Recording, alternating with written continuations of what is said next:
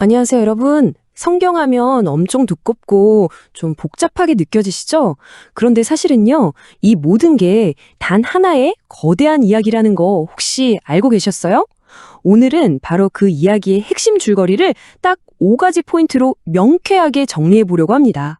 이게 또 손동원 박사님의 논문을 바탕으로 한 건데 정말 많은 분들의 삶을 바꾼 그런 깊이가 있는 내용이거든요. 자, 그럼 바로 시작해 볼까요? 기독교가 거짓이라면 아무 의미가 없고 진실이라면 무한한 의미를 지닌다.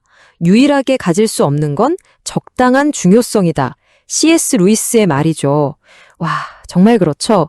기독교는 우리 삶에 있어서 그냥 취미나 교양 수준이 될 수 없다는 거예요. 우리 삶의 전부이거나 아니면 아무것도 아니거나 둘 중 하나라는 거죠. 우리가 지금부터 살펴볼 이 이야기가 바로 왜 이게 무한한 중요성을 갖는지 그 이유를 제대로 보여줄 겁니다. 바로 손동원 박사님의 논문이 이 엄청난 이야기를 꿰뚫는 하나의 뭐랄까? 지도 같은 걸 제시해 주는 거예요. 덕분에 우리가 성경을 그냥 66권의 책 모음 이렇게 낱개로 보는 게 아니라 창세기부터 요한계시록까지 쭉 이어지는 한 편의 거대한 드라마처럼 볼 수 있게 되는 거죠. 이게 정말 중요해요. 자, 그럼 이 거대한 드라마의 1막, 그 시작과 깨어진 약속에 대해 알아볼까요? 모든 이야기가 그렇잖아요. 시작이 있고 또 갈등이 있죠. 과연 성경의 이야기는 어떻게 시작됐고 또 어디서부터 잘못된 걸까요? 첫 번째, 두 번째 핵심 포인트를 바로 짚어보겠습니다.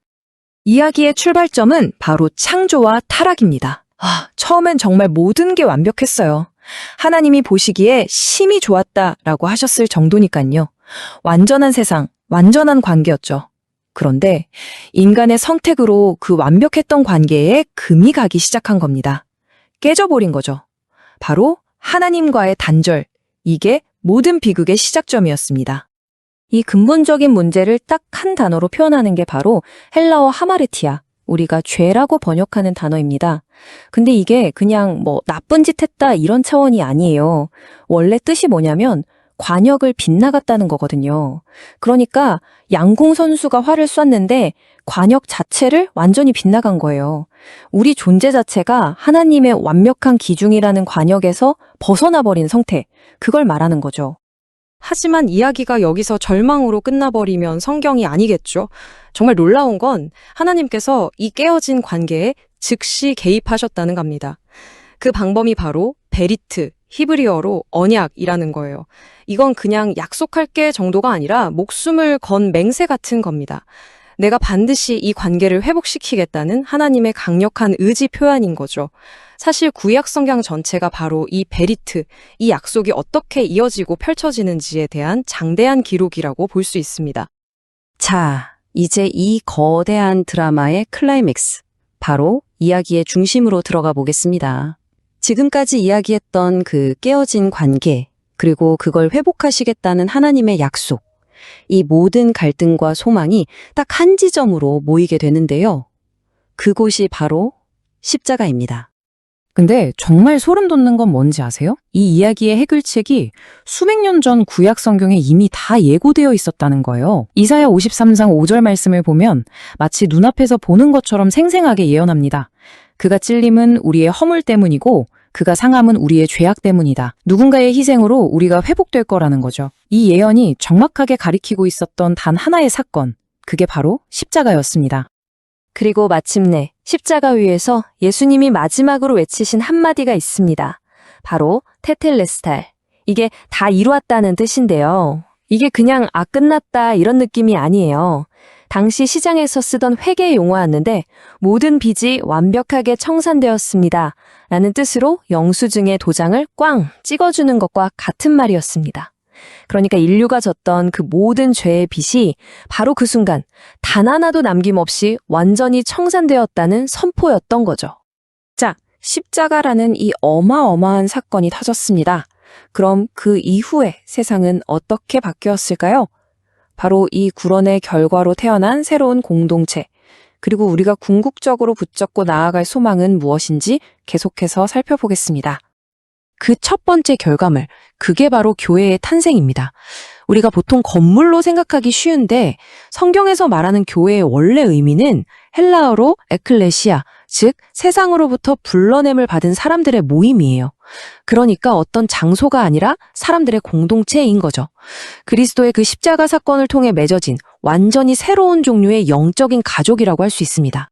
그리고 이 새로운 공동체, 이 영적 가족은 그냥 우리끼리 잘 지내자 하고 끝나는 게 아니었습니다. 아주 구체적인 미션을 받았죠. 바로 이 놀라운 구원의 이야기를 온 세상에 나가서 전하라는 겁니다. 가서 모든 민족을 제자로 삼아라.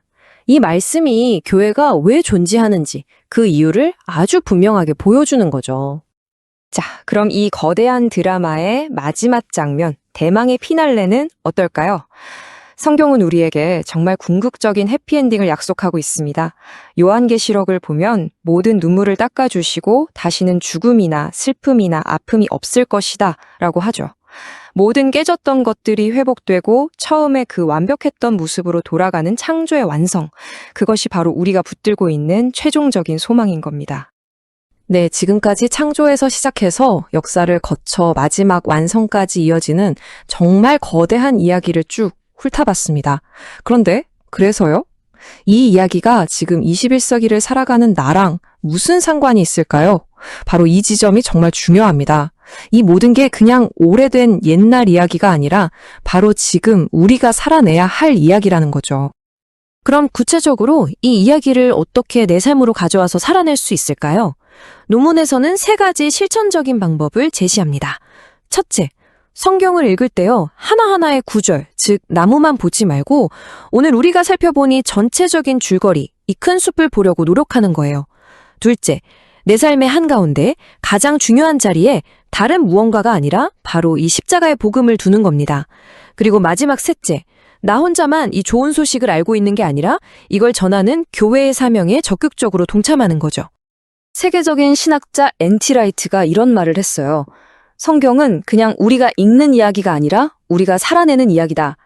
정말 이 한마디가 모든 걸 말해주는 것 같아요. 맞습니다.